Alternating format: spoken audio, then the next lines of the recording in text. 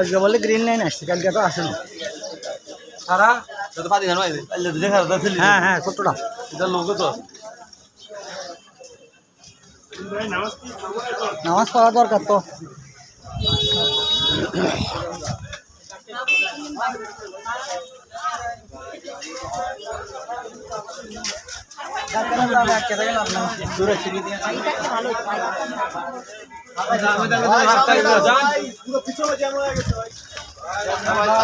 পাশা বেড়ে আপনারা খাবেন না? কে খাইবো? আমরা খাবো। সামনে দিয়ে দেবো, সে খাইবো।